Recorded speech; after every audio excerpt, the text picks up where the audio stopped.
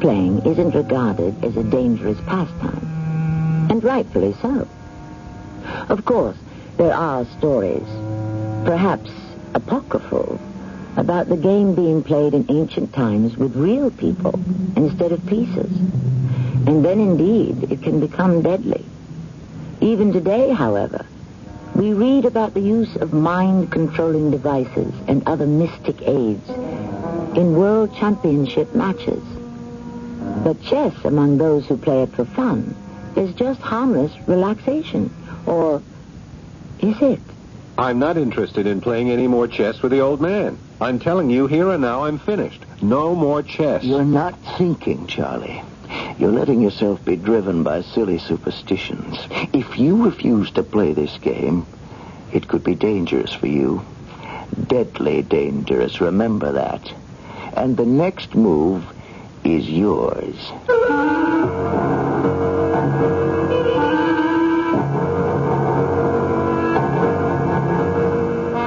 Our mystery drama, The Chess Master, was written especially for the Mystery Theater by Murray Burnett and stars Paul Hecht and Fred Gwynne. I'll be back shortly with Act One.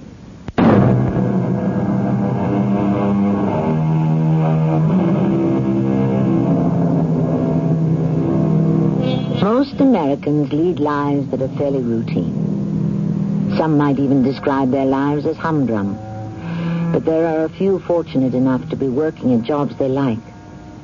Others find life tolerable, if not dramatically exciting, with a series of highs and lows. However, when a real crisis arises, some people go right off the rails, and others, in trying to cope, find themselves faced, at the very least, with a sweeping change in their lifestyles. I was fired today. It was my first time. I started to walk, just walk, aimlessly around New York. My compulsive walking took me to the lobby of one of the city's newest glass towers. It has a beautiful 2-story lobby that runs an entire block and was used as a walkway between the streets. As I walked through, admiring the ficus trees and the artificial waterfall, my eye was caught by a chessboard completely set up for a game. Seated behind the board was a portly, white-haired gentleman who smiled up at me as I halted. Good afternoon. Oh, hi. Do you play? No, I dabble. I haven't played in years. Well, that doesn't matter. If you'd care to sit down. Don't play. Don't play, for Pete's sake. Don't play. Don't ever sit down and play chess with him. Now, Ben, you shouldn't let losing upset you so much. This is Ben Bradley, Mr... Williams, Charlie Williams. Pleasure, Mr. Williams. And certainly an explanation is in order here. You see, Ben here suffers from that most American disease, competition. He's highly competitive, and although we've played several games and he's lost only one more than he won, it's upsetting him terribly. Well, that's okay. I understand. I'd like to straighten this out. Please. Isn't this true, what I just said, Ben? Well, I'll admit I'm a bad loser. I do have a tendency to overreact. Thank you. Williams, forget what I said. Oh, okay, Chessman, I'll be on my way since I see you have a game. Bye. Bye. Now, Mr. Williams, since we've cleared up that little misunderstanding, would you care to play? Well, I am... You're not still thinking about Ben's blowing up? No, not exactly. I'm not an expert, though. I never was, and I'm certainly rusty. Well, I'm hardly an international grandmaster myself. Besides, I've just lost my job. I don't think I could concentrate. Oh, well, there's no better way for you to forget your problems. This will help clear your mind. Come, sit down. Good. Now that you're comfortable, I'll make it even better for you by turning the board around and let you play the white pieces. Oh, thanks. Yeah, good. Now, what shall we play for? Hey, come on. You're a chess hustler. Good try, but no dice. Oh, no. Please sit. I'm not usually guilty of such stupidity. Neither am I. Find yourself another sucker. I don't want to play for money. Never play for money. However, I must confess that although the game itself is stimulating, I like to add zest by putting up some worthless bauble or trinket like this. And you can do the same. There's something of no intrinsic value. This is crazy. Oh, come now. If it weren't for that ridiculous outburst from Ben Bradley, you wouldn't think twice about putting up something you have on your person that's of no value to you. Isn't that true? Who are you? The name is Chessman. First name Lawrence. But don't be put off by the last name. It's just a coincidence. I do like chess, but there's no other meaning to be read into it. Now, what will your stake be? Remember, something on you that's worthless. Maybe a fingernail or a lock of hair? Is that what you had in mind? Oh, I do like your vivid imagination, Mr. Williams. I do sincerely. Surely you don't think I'm a practitioner of voodoo. No, I don't know what to make of you. Why is it necessary to make anything out of me? I'm an eccentric you play the game of chess with, and we'll both enjoy it. Now, your stake. Well, I can't think of anything... hold on.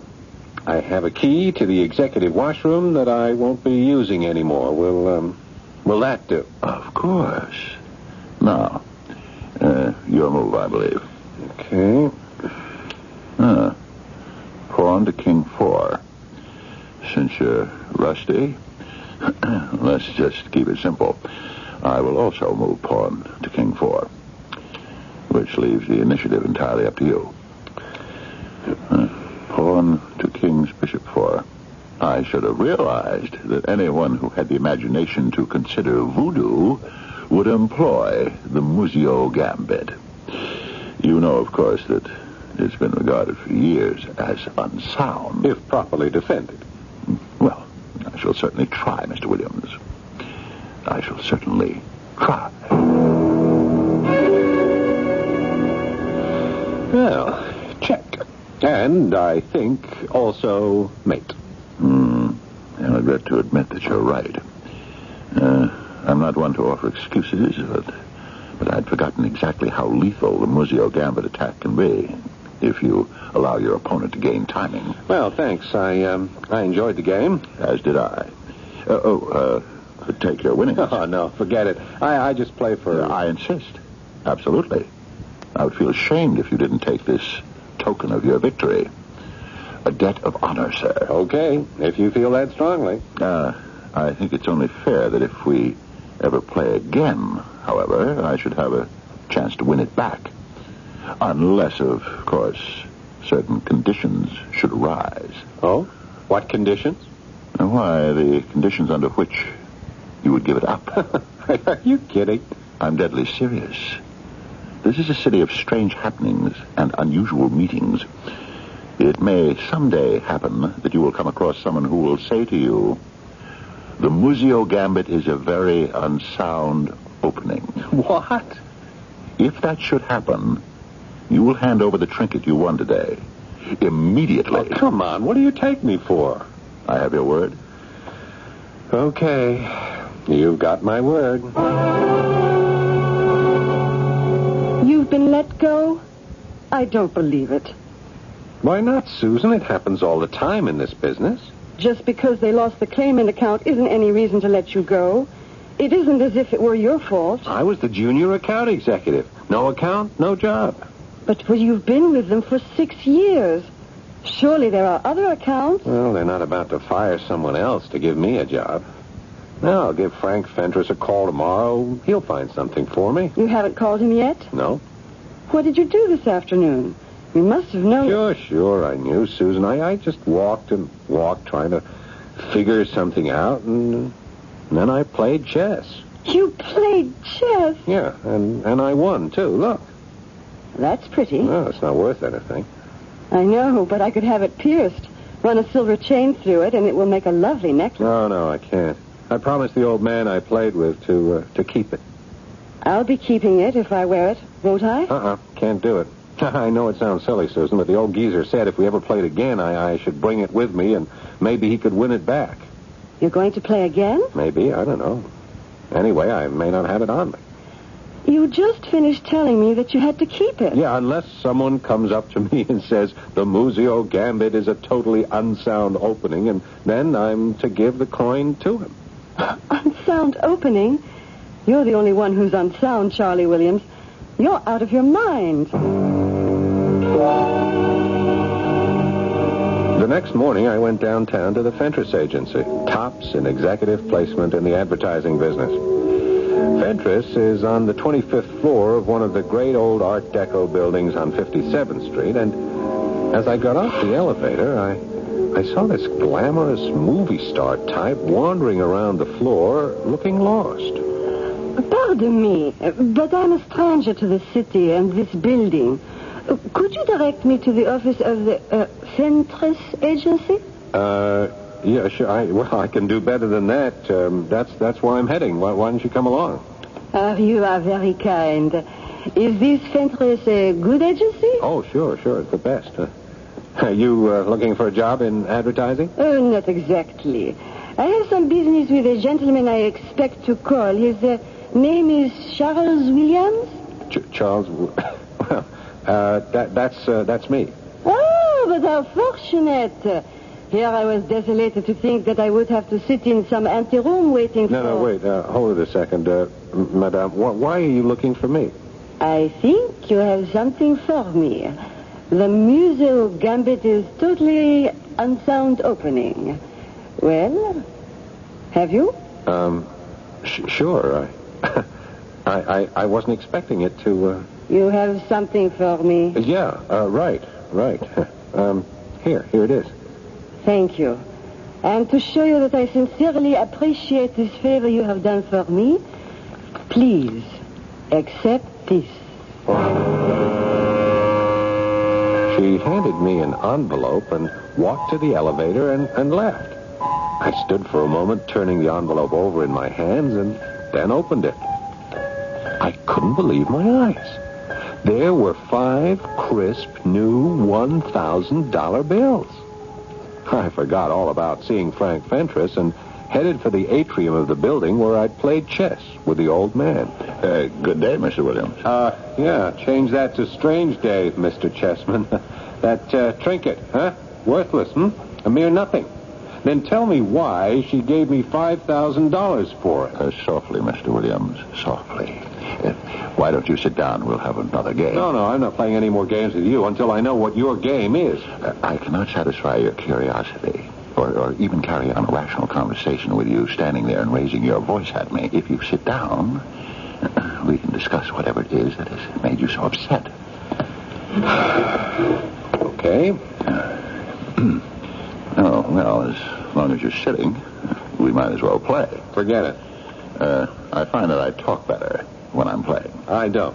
Now, look, Chessman, I don't like being maneuvered. I'm not a pawn in a chess game. I never said you were. But you seem to blame me for what's upsetting you. Oh, and why shouldn't I?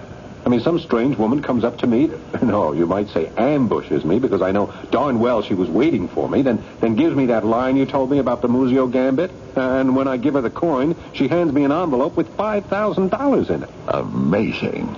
Absolutely incredible. A fantastic tale, Mr. Williams. If true. If true? It's only fair that I play white today. Now, look, here. Take a look at these $1,000 bills. I don't know much about you, Mr. Williams, but I am not susceptible to bribes. Put that money away, and let's play chess. I don't believe this. I've moved.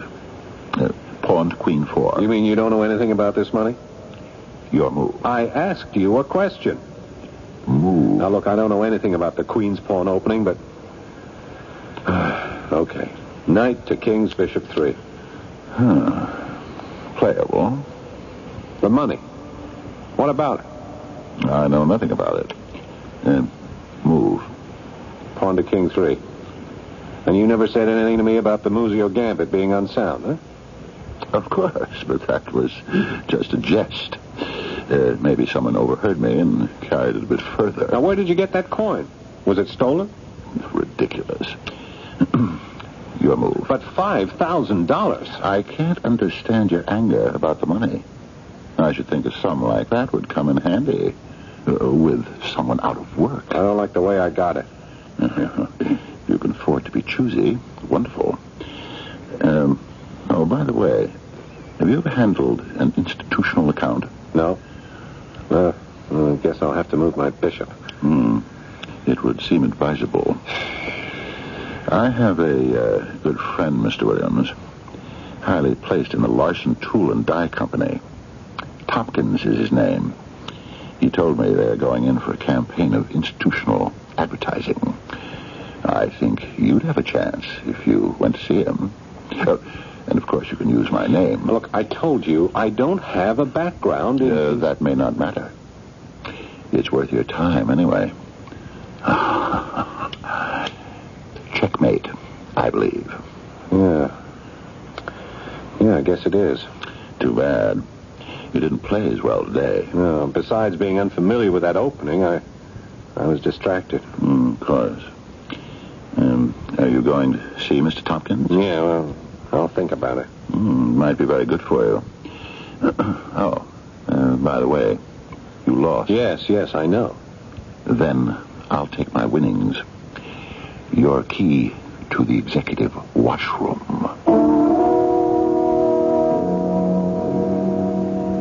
Is it possible that the key to an executive washroom can be the key to the solution of a most mysterious and perhaps sinister puzzle? On the surface, it seems most unlikely. But on the other hand, the chess master seems to know exactly what he's doing and why. I'll be back shortly with Act 2.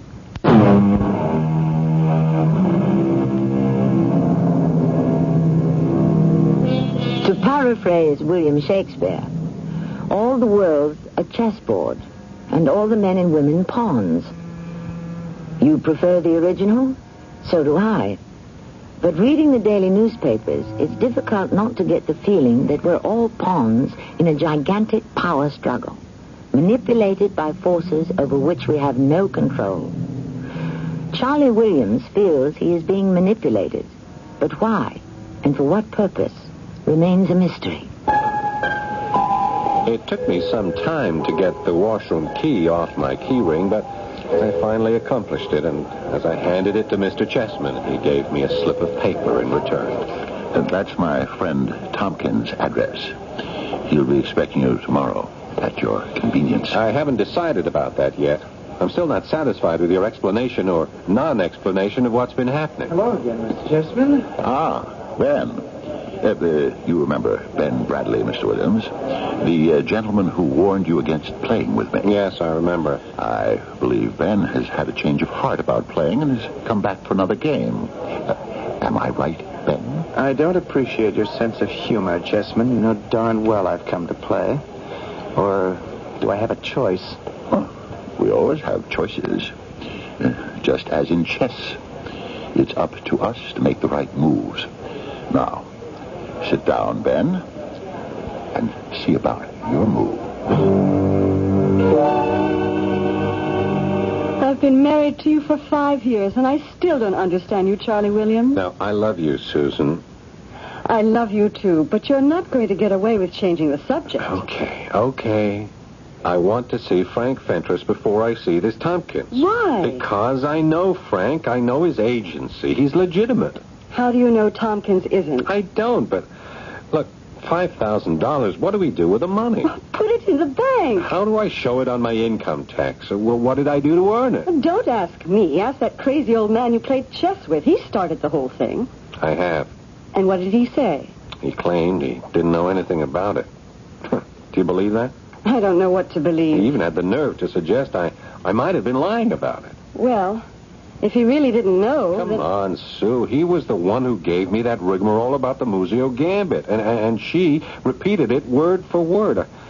Gosh, I just wish I knew somebody with the police or the FBI that I could tell about this. I don't like the sound of the police, Charlie. After all, there's nothing very criminal about what's happened. Isn't it possible that this old man really took a liking to you and tried to get you a job at this tool and die plant? Yeah, it is possible. I just wish that there was some way I could test it. You can test it by going out and seeing this Tompkins and talking to him. Wait a minute. Wait, I just got an idea. I think I found a way to get some answers. The next day, I went right to the lobby of the building where Chessman hung out.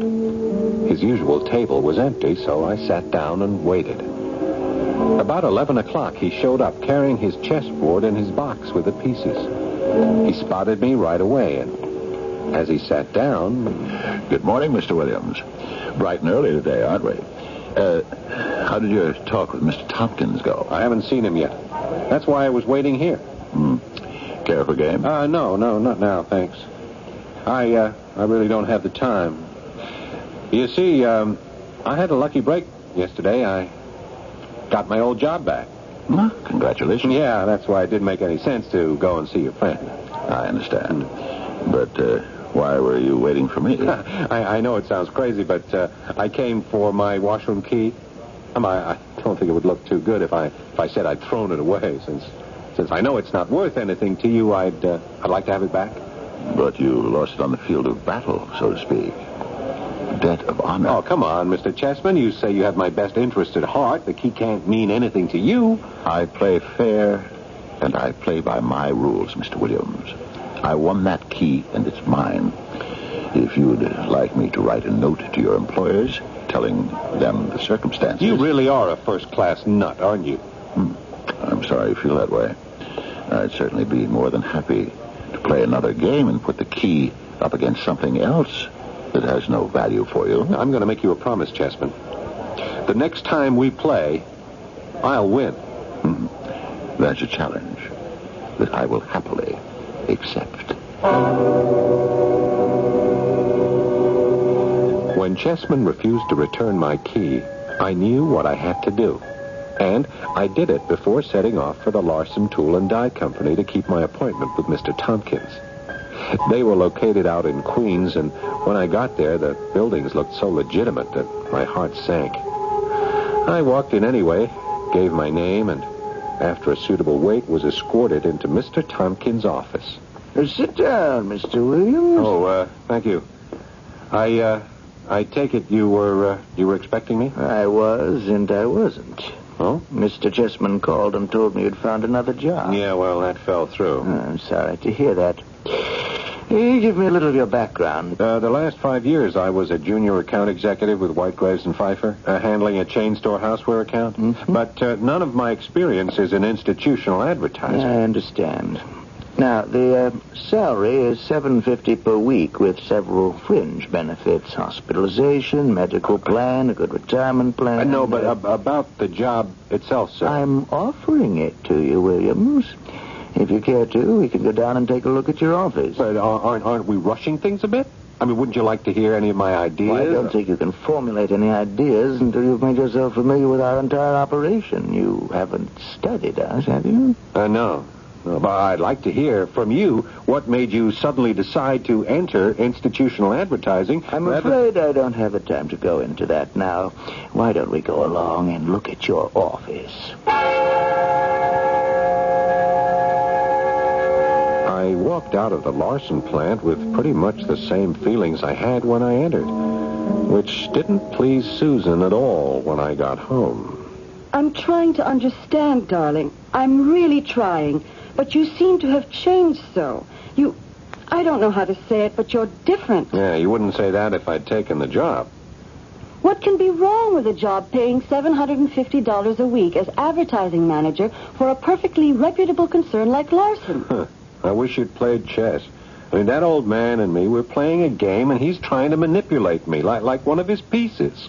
So because of this feeling, you're going to turn down a job you need and which you can do easily? Is that it? I haven't made up my mind. I left it open when I said I had to think it over. Tompkins knew I was telling the truth. I'm still thinking it over. We've been at this for hours, and I'll be happy to go along with whatever you decide. But I'd be much happier if you could give me one single hard fact, one good reason why you should turn it down. Come in, Williams. Yeah, I'm happy you decided to come aboard. There are still some details I'd like cleared up, Mr. Tompkins. I'm beginning to get an idea of what you expect from me. That's good. As of this moment, you're on the payroll. And it happens to work out very well. Well, how's that? Your office won't be ready today, so you can do me a favor. Oh, of course. I understand you're a chess enthusiast. I beg your pardon? I'm talking about chess. And our mutual acquaintance, Mr. Chessman. Since you won't be around today, I'd like you to play a game with him. Now, what's that got to do with my job? I said I was asking a favor. This is a running contest between Chessman and me. And since we both know our friend's quirk about steaks, I'm furnishing you with a steak for today's game. There it is, on the desk. Now, forget it. You must think I'm a fool. I mean, it's perfectly obvious that you and Chessman are running some kind of con game, and I don't want any part of it. I mean, you're not offering me a job. You want a messenger service. You want me to carry this disc to Chessman. Mr. Williams, I asked you to play a game of chess. If you win, you bring this disc back to me. If you lose, well, that's the fortune of war. I'll bet you right now all the money I have in the world that I don't win. No bet. You sound like a loser. I think you're going to lose, Mr. Tompkins. Now, I don't know what you and Chessman are doing, but I'll bet the police will be interested in finding out. Finding out what, Williams? That these so-called worthless stakes that Chessman plays for signify something really important. What, I don't know. But as I said, the police will find out. Sit down, Williams. Huh? Sit down. Now, listen to me. Let's suppose, for the sake of argument, that your wild guess is correct, and you carry out your threat to go to the police. Now, let's examine your position. The police have only your word for it that the talisman you won from Chessman was the same you later passed on to your accomplice. My accomplice? Exactly. You passed the coin or talisman or whatever to her. She gave you $5,000 for it. Were you so shocked and surprised that you reported that strange occurrence to the police? Not at all. You pocketed it. And you turned again to play with Chessman, didn't you? Well, at that time, I didn't know. Didn't know what, Williams? What do you know? Or think you know? There are people who prefer to be ostriches. Don't tell me this. I don't want to hear it. And there are others who are insatiably curious and have to know everything. Those are two extremes. Since I'm not an extremist, I find both extremes unpleasant. But if I were in Charlie Williams' place, I'd want to know what was going on.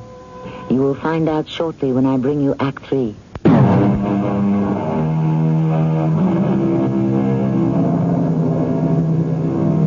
In the days when luxury liners swept across the Atlantic, traveling to and from Europe aboard those queens of the seas was the ultimate in luxury. Passengers were constantly warned not to play cards with strangers because they were card sharks who made their living on the big boats. However, I've never seen or heard of warnings about sitting down for a game of chess with a stranger. But after hearing what happened to Charlie Williams, I'm beginning to think perhaps there should be. I sat there in Tompkins' office at the Larson Company looking into Tompkins' calm, complacent face and hated him. I hated him because I felt the truth in what he'd said.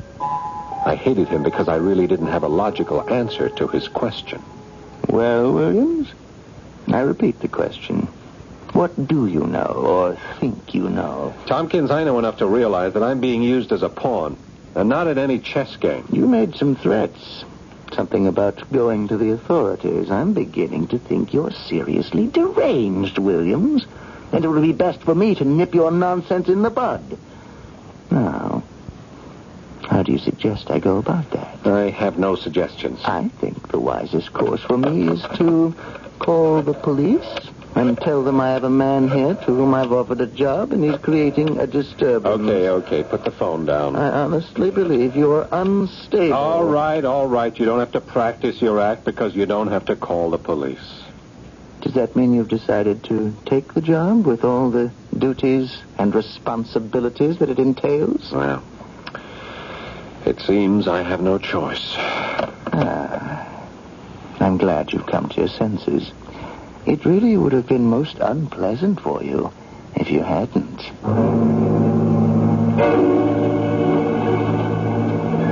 On my way to my chess game with the old man, I had an idea.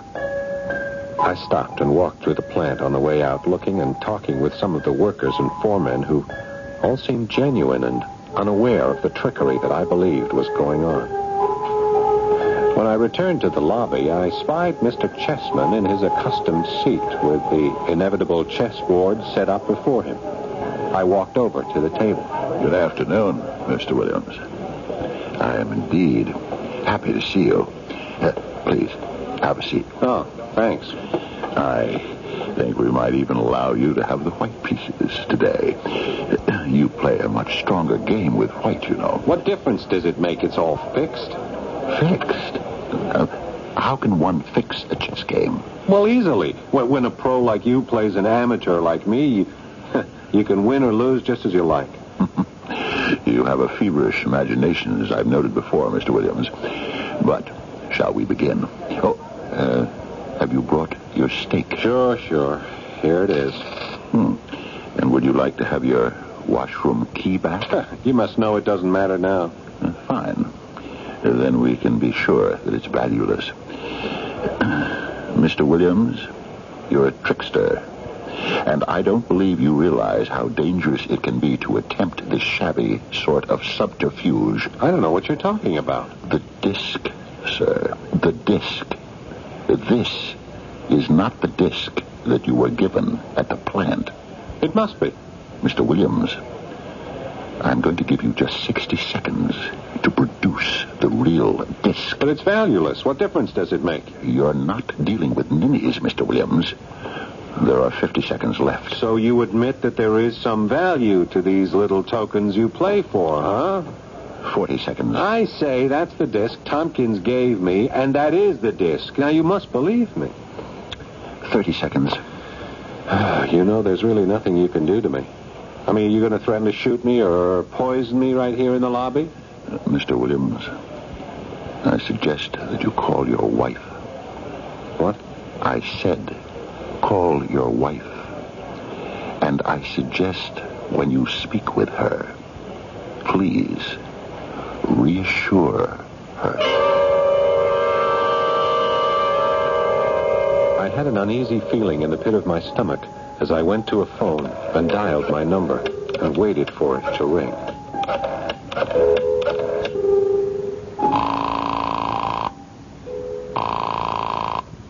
Hello? Susan, this is Charlie. Is everything okay? What's going on? What are you doing, Charlie? Susan, there's nothing to worry about, I promise you. But there's a man and a woman here, and they frighten me, Charlie. I'm worried. Now, I'm scared to death. Are you all right? Susan, I'm fine. Believe me, I'm fine. And I promise you nothing's going to happen to either of us. When will you be home? I'll be home for dinner, And Susan, darling, I know you'll be happy to hear.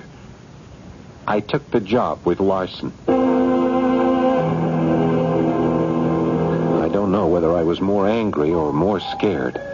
But as I went back and sat down opposite Chessman, I knew I was shaking, and I tried to control it.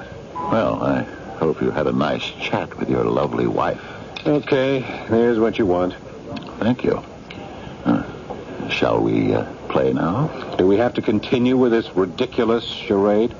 Whom the gods would destroy, they first make mad. You're quite a philosopher as well as a chess player, but I'd like you to tell me how you knew I didn't give you the real disc.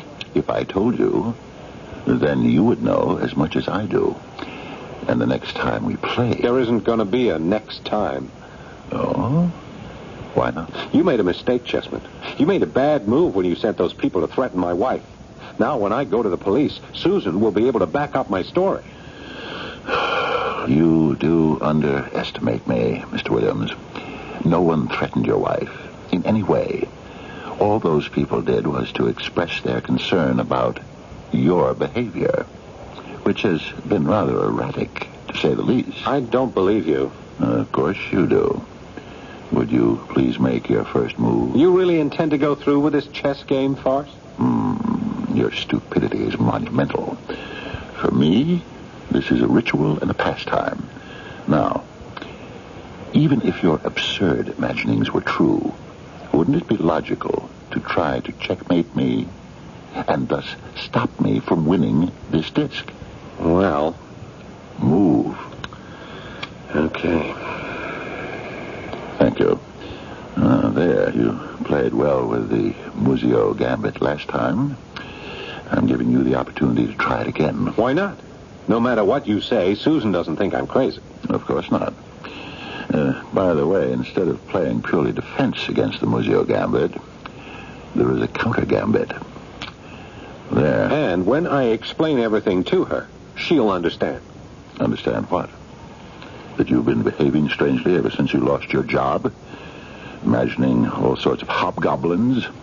Even going so far as to fantasize that a perfectly legitimate job offer had sinister undertones? And I can convince her that it does. There's my move. Yeah. And who do you think she's going to believe, me or a couple of strangers? You may be rash enough to play the Muzio Gambit, but I don't think you'll be rash enough to risk your marriage. And indeed, your entire life. Your move. You bet it is. And this time you're the one who's taking chances. I still say my word will weigh more heavily with Susan than anything you say. Perhaps. But how about facts? Hard facts. For instance, if your key to the executive washroom were to be discovered in, shall we say, a place that might make you a prime suspect in a most serious matter, what would your wife's reaction be to that? You'd actually frame me? I'm moving my rook's pawn. I'm curious. What would the charges be? Embezzlement? Huh? Drug dealing? You would do better to pay attention to the game.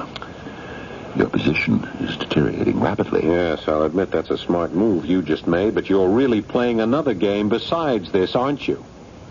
You still haven't moved. I don't like my position. If I were playing white, I shouldn't care for it very much either. Do you resign? No, not yet. Oh, that's no good. You don't really have any options, Mr. Williams. Surely even a player of your limited ability can see the situation is hopeless. Resign. Now, look, I'll make a deal with you, Chessman. Tell me what the stakes are. Then I'll make my move. You're in no position to make any deals. You seem to have forgotten that two of my pieces are surrounding your queen. I, of course, refer to your wife. You wouldn't dare make a move there because that would bring you out into the open. Your position is hopeless. Either resign or move. No. I don't agree that my position is hopeless because I believe in miracles. I don't. Move. Why don't you just grab the disc? I play by the rules. Move. Okay. All right. I think my move may come as a surprise to you. A pleasant surprise. Because on this move, I call check and mate. You see it? Oh, yeah. It's a mate, all right. I'll take the disc. Victor Sergeyev, Federal Bureau of Investigation. Checkmate, I believe, Mr. Chessman Sergeyev, or whatever your name is. I don't know you, sir. Your credentials seem to be in order, but your actions are outrageous. What possible interest can the FBI have in me? Espionage. The transmission of secret information from the United States to the Soviet Union. Absurd. Totally ridiculous. Yeah, the FBI told me they'd been working on the case for a long time. They finally cracked it.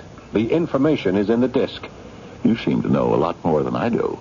The disc was in your possession, and I suggest to this agent that he look very closely into your background. The information is cleverly concealed in the disc, and that tiny indent near the center identifies the disc.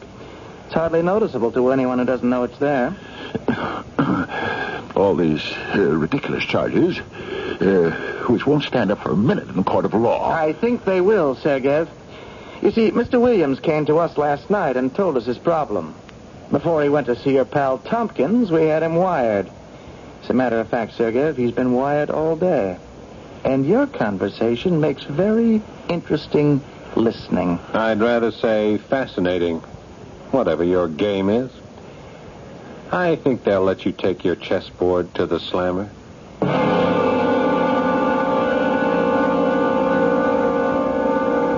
I looked for a big story in the papers, but someone must have put a lid on it because I only found a small item on page 7, noting that a suspected Soviet spy ring had been broken. Susan was just as happy that my name wasn't mentioned, and even happier when I got a great new job. Walking through that 2-story lobby the other day, I saw 2 young fellows playing chess. I didn't stop.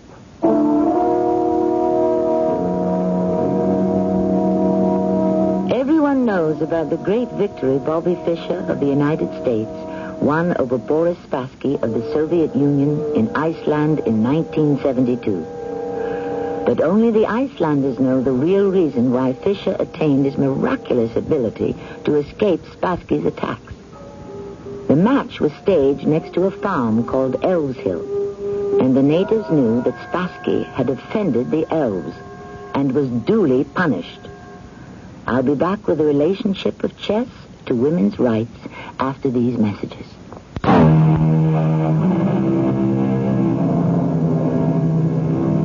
When chess was played in Persia in the 6th century, women's rights were unheard of. Yet women's livers might well note the way the game was designed. First, the placement of the pieces. The queen is a lady, so she always chooses her color. And which is the most powerful piece on the board? The queen. And which has the least power?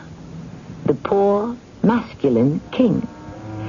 As a famous Belgian detective might say, it gives one furiously to think. Our cast included Paul Hecht, Fred Gwynne, Lames Faris, and Russell Horton. The entire production was under the direction of Hyman Brown. And now a preview of our next tale. Well, look, you don't make a decision to kill your uncle every day. Carl, I am not minimizing this thing, but it has to be done. Yes. All right.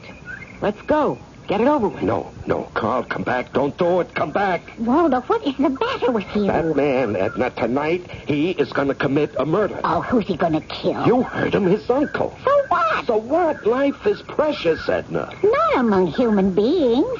Murder is their biggest outdoor sport. It's also their second most popular indoor sport. Well, I've got to stop it. How are you going to stop it? Well, I just got to stop it. Waldo, what are you doing? Stop rattling the bars and stop jumping up and down like that. Somebody, please listen to me. But why should they listen? They can't understand you. Everybody listen. There's going to be a murder. This is Tammy Grimes inviting you to return to our Mystery Theater for another adventure in the macabre. Until next time, pleasant dreams.